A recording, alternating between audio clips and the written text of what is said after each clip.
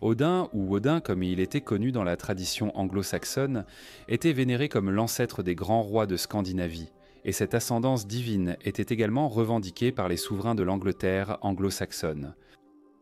Les Angles, les Saxons et les Jutes, qui ont migré de leur terre natale d'Europe du Nord vers la Grande-Bretagne, ont laissé derrière eux bien plus qu'une simple géographie et une langue commune. Ils emportaient avec eux un système de croyances profondément ancré, centré autour d'Odin, connu sous le nom de Woden en Angleterre. Lorsque les Romains se sont retirés de Grande-Bretagne au début du 5e siècle, laissant derrière eux les vestiges de leur empire, des routes, des villes et l'influence du christianisme, la migration anglo-saxonne a commencé. Alors qu'ils s'installèrent dans les anciens territoires romains, les nouveaux colons ont intégré et transformé la terre. L'influence chrétienne laissée par les Romains a rapidement été décimée par l'invasion anglo-saxonne de la Grande-Bretagne, tandis que les envahisseurs étaient un païen, leur roi prétendant descendre de Woden. Le christianisme allait s'enraciner en Angleterre, et finalement, tous les rois anglo-saxons d'Angleterre se sont convertis. Cependant, les anciens dieux nordiques ne disparurent pas immédiatement. Avec le temps, des versions christianisées des traditions païennes ont émergé, permettant aux colons de conserver leurs anciennes coutumes sous des formes plus subtiles. Au IXe siècle, lorsqu'une seconde vague de Scandinaves arriva, la plupart des anglo-saxons avaient pleinement adopté le christianisme, leurs croyances pré-chrétiennes étant de soit oubliées, soit cachées, soit reléguées aux marges de la société. Dans les coins les plus isolés du pays, des poches de ceux qui s'accrochaient aux anciennes traditions ont survécu, bien que leurs pratiques aient été largement réprimées par le pouvoir croissant de l'Église. Bien qu'aucun récit complet des exploits mythiques de Woden de l'Angleterre du Haut Moyen-Âge n'ait survécu, sa présence reste vivace dans les archives historiques qui existent encore. Le vénérable Bède, écrivant au 8e siècle, est le premier auteur anglo-saxon connu à remonter la lignée des souverains anglo-saxons jusqu'à Woden. Il a écrit « Dès le début, leur chef était considéré comme deux frères, Hengist et Horsa. Ils étaient les fils de Witgil, dont le père était Witer, dont le père était Vecter, dont le père était Woden. » Ce passage place fermement Woden à la base d'une lignée royale anglo-saxonne, reliant l'ascendance divine des dieux au roi mortel qui régnait sur le peuple anglais. La chronique anglo-saxonne, en l'an 449, mentionne l'invasion menée par Hengist et Horsa, et leur ancêtre était Woden. Elle affirme également que toutes nos familles royales descendent de Woden.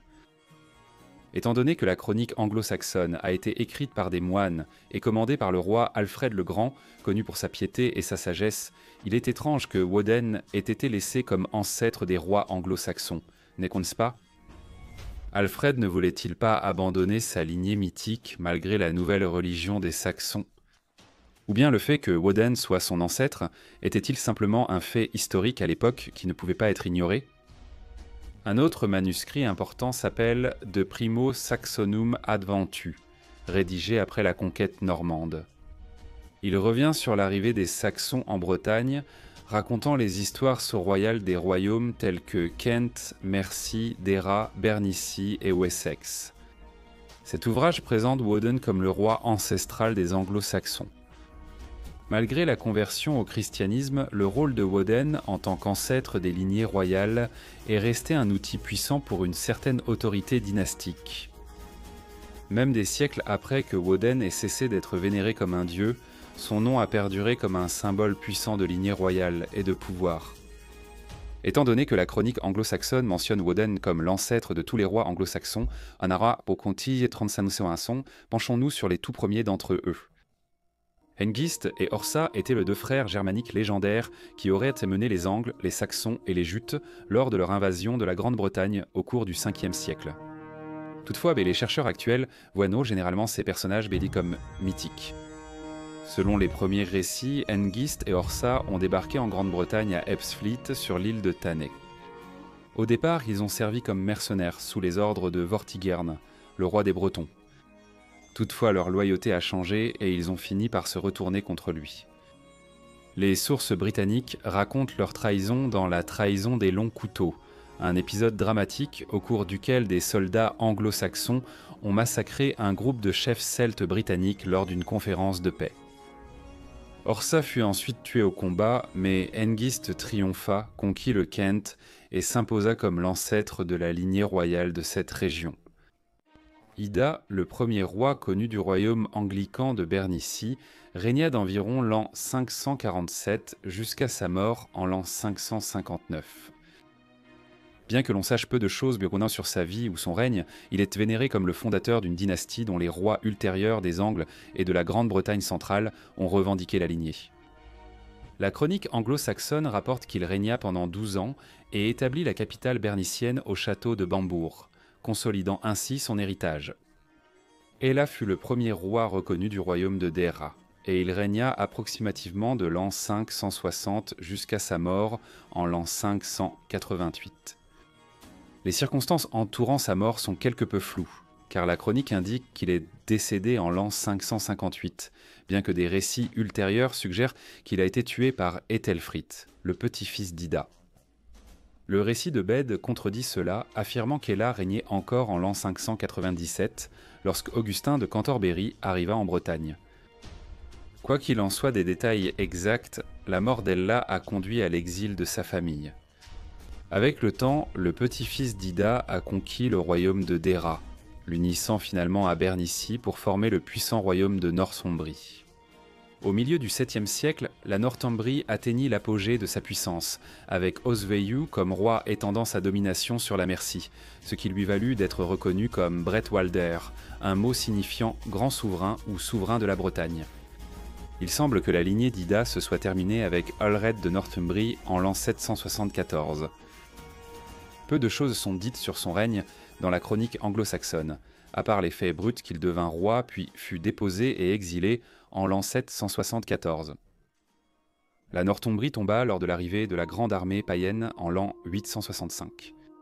Les rois vikings ont régné sur Jorvik depuis sa capitale pendant les périodes de Bronddaye de 867 à 954.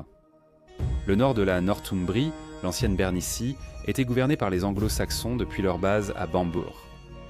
Aft et Ragnarsson deviendraient les tout premiers rois vikings de la Northumbrie en l'an 875. La domination viking sur la Northumbrie prit fin en l'an 954 avec la mort d'Éric H de Sang. La Northumbrie fut donc absorbée dans le royaume d'Angleterre par le roi Edred du Wessex. On pense que Créoda fut l'un des premiers rois du royaume anglo-saxon de Mercie, régnant vers la fin du VIe siècle. Il était membre de la maison d'Essel, une lignée nommée d'après Essel, qui aurait mené son peuple à travers la mer du Nord jusqu'en Bretagne en l'an 515. Essel était l'arrière-petit-fils d'Offa d'Angel, une figure légendaire de la période des grandes invasions, souvent décrite dans les généalogies royales anglo-saxonnes comme un descendant de Woden. Pandé, qui devint roi de Mercie en l'an 626, est enregistré comme le premier souverain dans les listes anglicanes et fut le dernier roi païen de Mercie. Sa dynastie fournirait au moins 11 rois au trône. La maison d'Essel, comme cette famille royale en vint à être connue, atteignit l'apogée de sa puissance sous Offa de Mercie, qui régna de l'an 757 à l'an 796. Le règne d'Offa le vit affirmer sa domination sur les autres royaumes anglo-saxons et être décrit comme le Bretwalder, un roi anglo-saxon qui régnait sur plusieurs royaumes. Cependant, après sa mort, la mainmise de la dynastie sur la Mercie s'affaiblit. En l'an 823, le trône de la Mercie était passé à une lignée de rois dont l'ascendance n'était plus clairement connue, mettant fin à la lignée d'Aessel. La Mercie devait elle aussi tomber face à la grande armée païenne et fut ensuite absorbée dans le royaume d'Angleterre par Édouard l'Ancien de la maison de Wessex. Wuffa d'Estanglie est mentionné dans les généalogies anglo-saxonnes comme l'un des premiers rois des Angles de l'Est. Le royaume qu'il dirigeait était un puissant et durable royaume anglo-saxon, établi par des migrants venus de la région aujourd'hui connue sous le nom de Jutland, qui se sont installés dans le sud-est du Suffolk. Selon le chroniqueur du XIIIe siècle Roger de Wendover, Wuffa a régné de l'an 571 à 578, bien que l'origine exacte de cette information reste incertaine. Bède, dans son histoire, identifie Wuffa comme le grand-père de Redwald, le célèbre roi souvent associé à l'emblématique casque de Sutton Hoo. La famille royale d'Est-Anglie était connue sous le nom de Woofing, nommé d'après Wuffa lui-même. Malheureusement, on sait peu de choses sur les premiers membres de la dynastie des Woofing, avant Redwald, qui régna approximativement de l'an 599 à environ 624. Les invasions vikings du IXe siècle et la dissolution des monastères au XVIe siècle ont contribué à la perte des archives concernant le règne des Woofing. Le dernier roi connu des Woofing était Ælfald, qui est mort en l'an 749.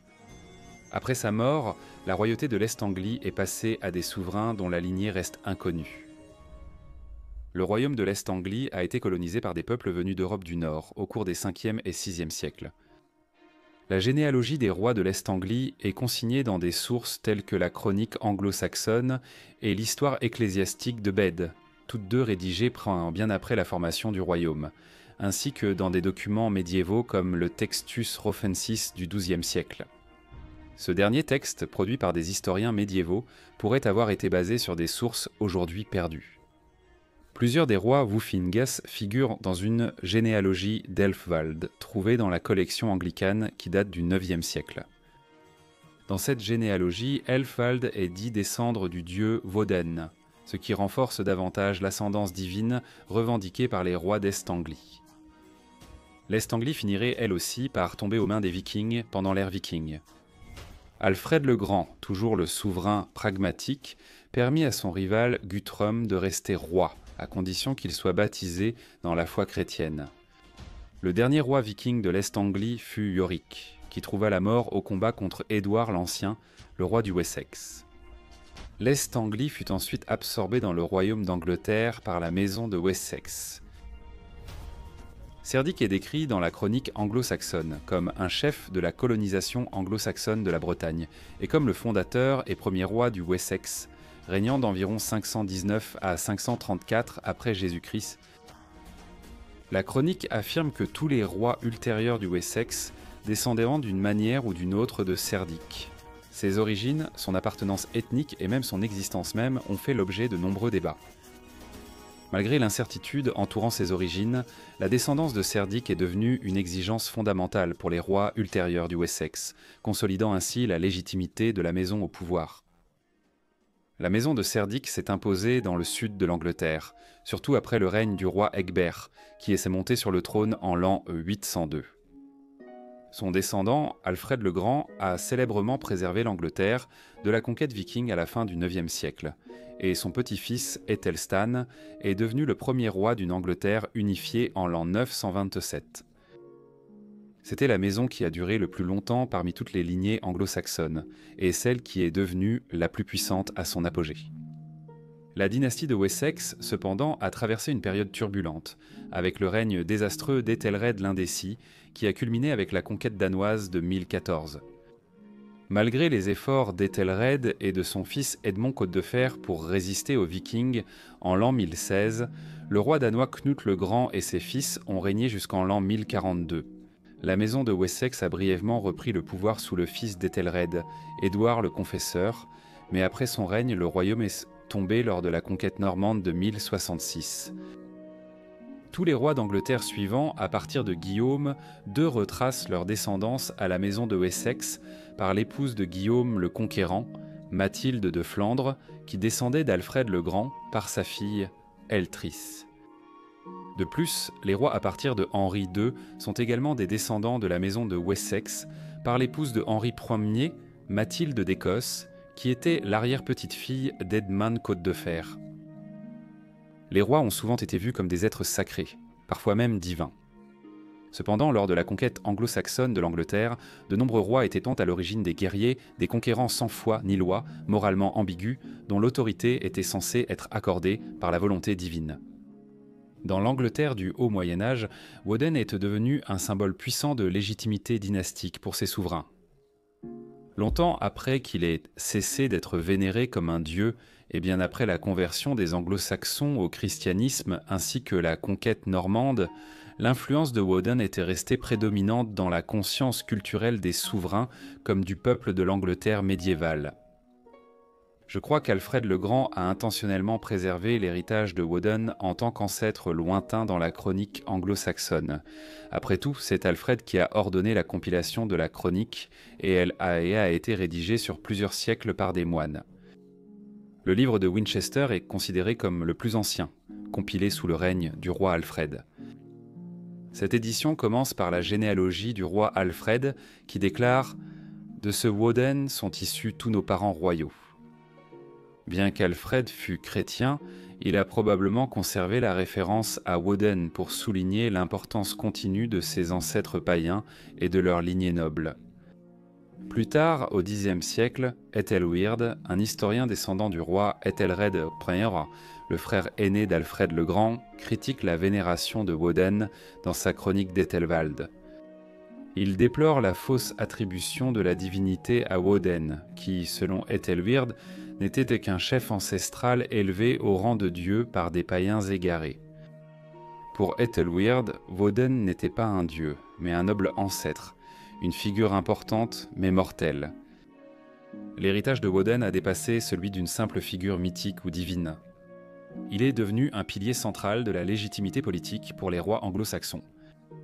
Sa présence durable dans les archives royales souligne l'influence persistante de la culture nordique dans l'Angleterre du Haut Moyen-Âge, même alors que la nation traversait de profonds changements religieux et culturels. J'espère que la vidéo vous a plu à tous. Si c'est le cas, n'oubliez pas de liker, de vous abonner et de partager, et je vous retrouve très bientôt pour un autre profil historique.